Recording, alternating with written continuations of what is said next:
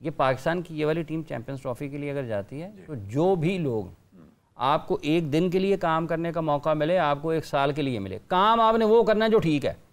अब ये नहीं है, मैं आज भी ये कहता हूँ, अगर आकिब जावेद साहब को आज कहें कि वो आकिब जावेद हेड कोच नहीं है पाकिस्तान टीम के, उनसे कहें इस टीम को 15 मेंबर स्क्वाड के ऊपर बात करें,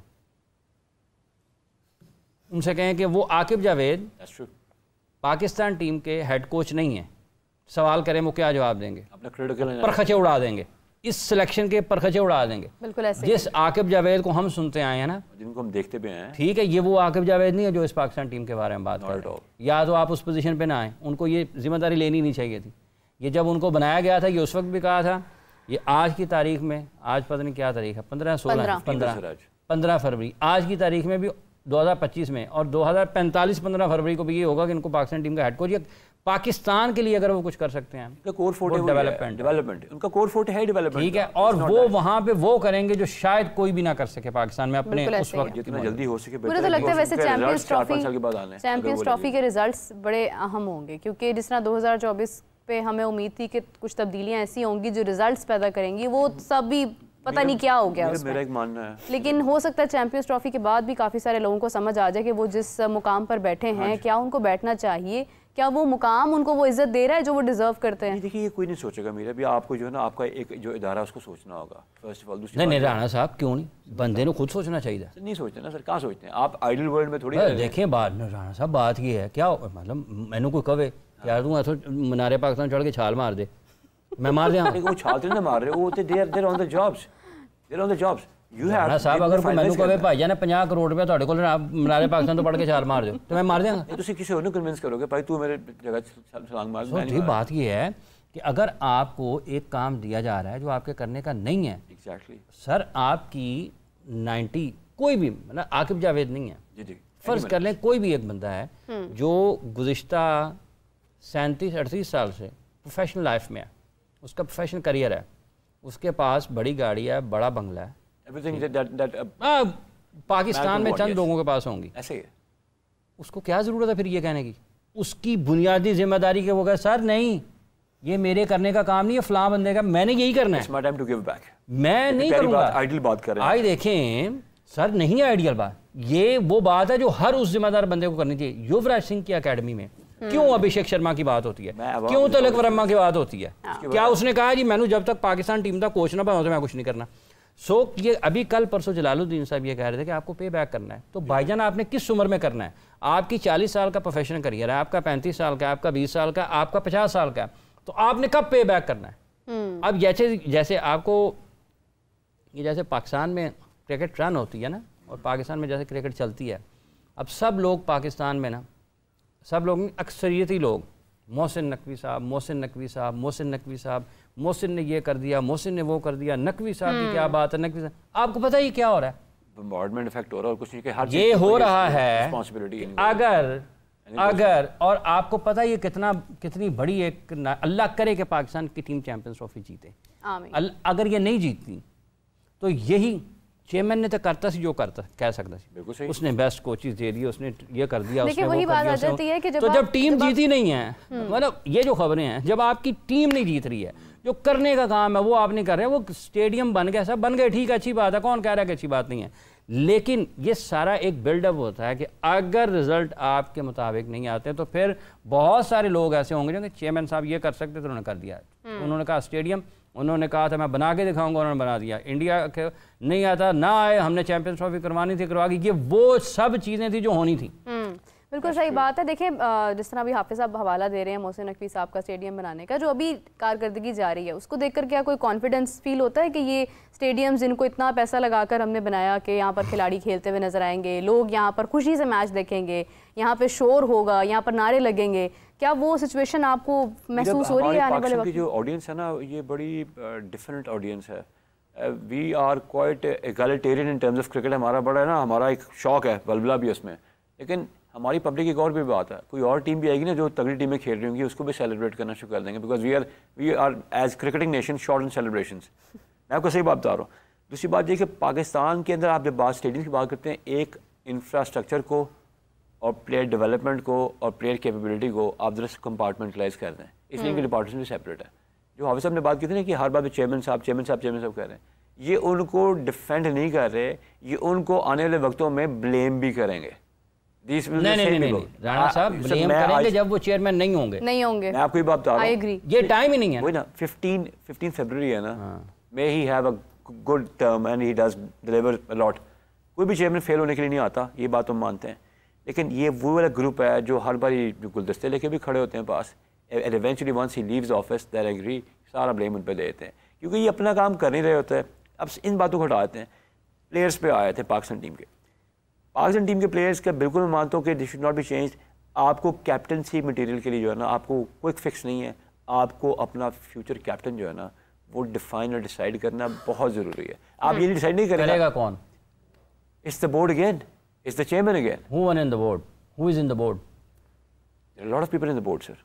Name one of them. I have already named a lot. फिर ले लेता Who हूँ। decide? कौन करेगा फैसला कि पाकिस्तान का फ्यूचर का कैप्टन कौन है? हमारे चेयरमैन साहब करेंगे, और कौन करेगा? उनको ये हो गया। उन्होंने तो 3 महीने उन्होंने तो 3 महीने पहले कहा था राणा साहब के जैसन गिलेस्पी और गैरी क्रिस्टन करेंगे पाकिस्तान के आज़म का फैसला, तो उन्होंने तो 3 महीने बाद उसको बदल दिया। तो ये कहाँ का फ्यूचर होगा? That's true. इस पे वाकई यहाँ पर हाफिज साहब की बात में मेरे पास कोई खास आंसर नहीं है। मेरा you can ask me another question. Let's change the topic. Next question. देखिए बात ये है, मीरब जैसे राणा साहब बात कर रहे हैं कि ये मुख्तलिफ इसके ना जाविये हैं और मुख्तलिफ इसके मराहल हैं, और डेवलपमेंट एक अलग है, बुनियादी ढांचा एक अलग है, आपकी करंट क्रिकेट टीम एक अलग है, ठीक है। आपकी करंट क्रिकेट टीम का फ्यूचर क्या होना है ये एक अलग चीज़ है, इस करंट क्रिकेट टीम के बैकअप पे क्या है ये एक अलग चीज़ है, उसके बैकअप के नीचे क्या है और आपने उसको कैसे चलाना है ये एक अलग चीज़ है, ठीक है। ईजीएस्ट वे है, जो आसान तरीन रास्ता है पाकिस्तान में, वो ये है कि बाबर, रिजवान, शाहीन, सलमान, हारिस, नसीम, ठीक है, करो सऊद निकालो, नए ले आओ। क्या ये हल है? नहीं, ये कोई फिक्स नहीं है। टीम कैसे बनेगी? हल नहीं है। मेरा टीम देखें, मुझे लगा था कि जब ये टीम पहले से तो जल्द लग रही है मुझे, लेकिन आपको ना थोड़ा सा मैं फिर बताता हूँ, इट इज़ द लीडर। जो लीडर होता है ना आपकी टीम का, वो आप में से बेस्ट आउटकम निकालता है। पहला आपका आउटकम क्या है? फर्स्ट आउटकम ये नहीं कि उसने विकेट्स कितनी लेनी है, आउटकम कि मैं उस डायरेक्शन में जाऊँ जहाँ मैं मैच को इंटरेस्टिंग करके फंसा सकूँ।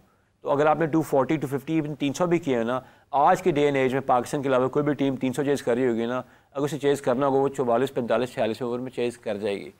How ever the quality of bowling attack you have, आपके पास फिर और तरीके होते हैं इनको एम्प्लॉय करने के। तो जो आपका हर टीम में एक एस बॉलर जरूर होता है, वो जिस कैपेसिटी का भी हो। हमारे एस बॉलर शाहीन शाह अफरीदी है। शाहीन शाह अफरीदी को ऑल आउट ऑल सिलेंडर जाना चाहिए था। आपके बैटर्स को कम से कम 2 बंदों को ये जरूर होना चाहिए था कि अगर आप एक बॉल भी कम खेले ना 50 ओवर से, इट्स अ क्राइम, आपको पूरा बैट आउट करना चाहिए था।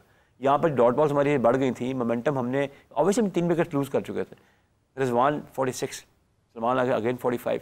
यहाँ पर व्हेन दे लॉस्ट इट ना, देखिए हमारी नेशन एक मैच की बेस पे ना आप पे होप्स हिंज कर लेती है कि सलमान और रिजवान होंगे, चला जाएंगे। That is where you went wrong and then you drop the catches. उसके ऊपर फिर आप जब जाते हैं ना, और जब आप मैच के फ़ौरन बाद क्लिप्स देख रहे होते हैं, पीसीबी पे आ रहा होता है शाहीन ने इतनी अच्छी विकेट ली, सलमान अगर प्लेयर ऑफ द सीरीज़ हो गया। These are not the things to celebrate. At least उसको टाइम तो देख लें क्या है। अवाम के ऊपर अब नमक छिड़क रहे हैं यार हम हार चुके हैं, अगर इसको सेलिब्रेट करेंगे उसने 2 विकेटें लेनी थी। This is not how you celebrate. मेरा एक कंसर्न है कि आप for example if I am doing a job and I have that insecurity कि मैं कभी भी एन मौके पर मेरी जगह कोई और आकर बैठ जाएगा, तो क्या मैं पूरी तवज्जो के साथ वो चीज़ कर पाऊंगी? मेरा क्या ये आज डे वन से है? This has been there in Pakistan cricketing structure. This is happening a lot since past 2 or 3 years. वो मानता हूँ, लेकिन past 2 years I guess अगर हम ज़्यादा करीब जाएं। इसे 20 साल का 30 साल का अगर अहाता कर लें, तो आपको मुझे बताइए कि आपका ख्याल है जब ग्रेट वसीम बकार खेलते थे कि उनको अपनी स्लॉट्स का टेंशन नहीं होती थी? देखिए क्या मतलब, अब आमिर जमाल है फॉर एग्जांपल, वो थ्रू आउट आता रहा, परफॉर्म भी करता रहा, कोशिश भी करता रहा, उसने किया नहीं किया लेकिन वो साथ था। अब एन मौके पर उसको पता ही नहीं कि वो हट रहा है और कोई और आ रहा है, ठीक है, और आमिर जमाल की तारीफ भी की जा रही है कि नहीं आमिर जमाल एक बड़ा अच्छा ऑलराउंडर है, और उसके बाद एन मौके पर आप आमिर जमाल को एकदम से स्विच कर रहे हैं। आप देखिए, तो मतलब आप देखें ना कि प्लेयर के दिल में क्या चीज़ आ रही है। प्लेयर भी तो इंसान है ना, इवेंचुअली तो वो इंसान है, वो मशीन तो नहीं है कि आप उसे जब चाहा काम लिया जब चाहा पीछे कर दिया। तो ये जो इनसिक्योरिटी है, इंस्टेबिलिटी है, ये प्लेयर के दिमाग पर भी तो असर करती है। सबसे बड़ी बात देखिए मेरा, उसकी फिटनेस के भी इशूज़ हैं, उसके बैक जो है ना प्रॉपर रिकवर्ड नहीं थी।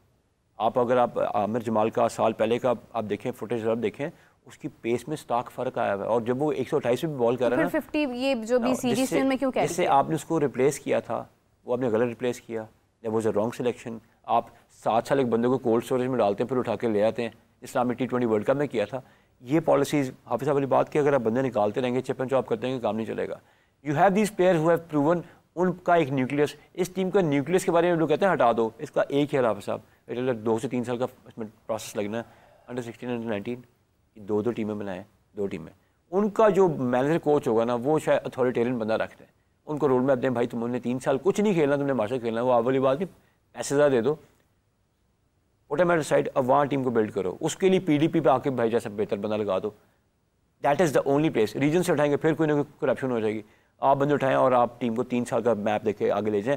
उसके अलावा मेरी नज़र में इस टीम के साथ unless and we have a good leader with good intent, आपका बोट रॉक नहीं हो रही, मुझे नहीं होती नज़र आ रही। मैं एक्चुअली आपको कहूँ कि जनाब हो जाएगा, चैंपियंस ट्रॉफी की ईव पे हम खड़े हुए हैं और आपका एक express fast bowler side spin से साइड वे हो गया, आपके पास टाइम था, चांस था, आपने हाफिज़ साहब उसको रिस्क कर दी है, हारिस को ना आपने अब रिस्क कर दी है, तो उसको बेचारे को खेलना पड़ना है। 3-4 मैचेस के पीछे हम अफोर्ड कर सकते हैं हारिस को हटवाना, मैं तो नहीं कर सकता, वो तो मेरा स्टार बन चुका ऑस्ट्रेलिया जितवाने के बाद, उससे पहले मैं उसको क्रिटिसाइज करता था, when you wanted for us, ऐसे बंदे को क्यों आप रिस्क करेंगे, अब किसको खिलाएंगे उसकी जगह पे। देखें ना, नसीम और शाहीन ऊपर से बॉल करते हैं, फर्स्ट चेंज में कौन आता है, अकबर ये हारिस होता, उसे कहते हैं फ्लैट आउट जाओ, फिट होता, शायद मैच का आउटकम डिफरेंट होता।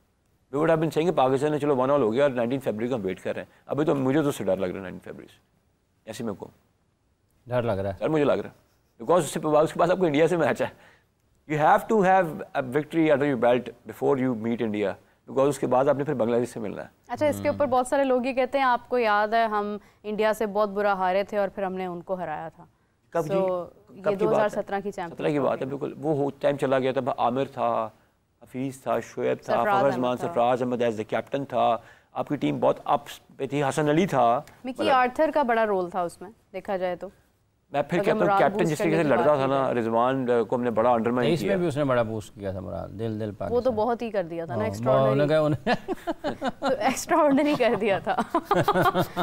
वो वही बात है ना कि ग्लास में पानी डालते चले जा रहे हैं, बाहर आता जा रहा है, अब प्या की मार चढ़े बंदे, पहनता ही नहीं है ग्लास का, नीचे से निकले जा रहा है, ओवरफ्लो, ऐसे ही है बस, जरूरत से अंडरफ्लो सर, अंडरकरंट्स, जरूरत से ज्यादा तवज्जो भी जरा बेहतर नहीं होती है।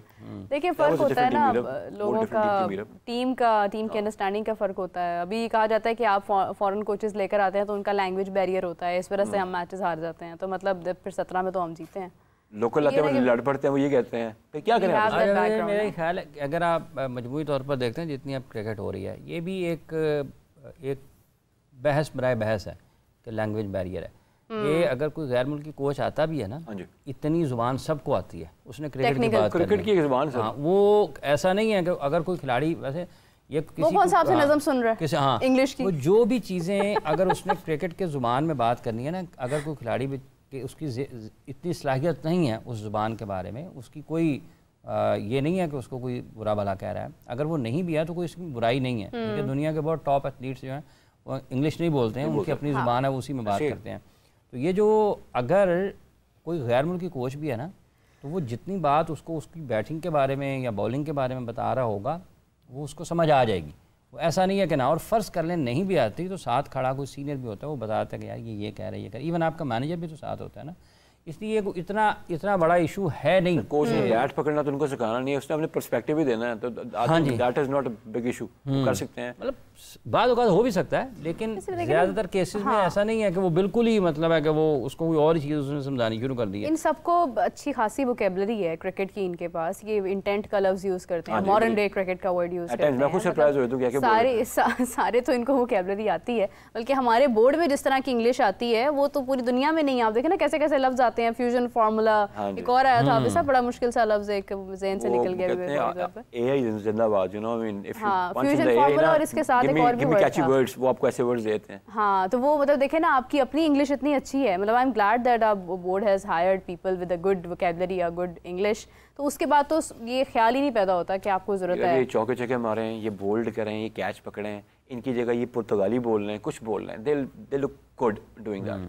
आप देखिए साउथ अमेरिका के फुटबॉलर्स होते हैं, हाउएवर उनकी लुक्स जैसी भी होती हैं, उनका गैलरी अपना होता है, आई मीन वो स्पोर्ट्स स्टार्स हैं, तो ये बातें तभी होती हैं जब इनका जो है ना ये क्रिकेटिंग प्रोग्रेस नीचे चली जाती है, फोकस आउट हो जाता है।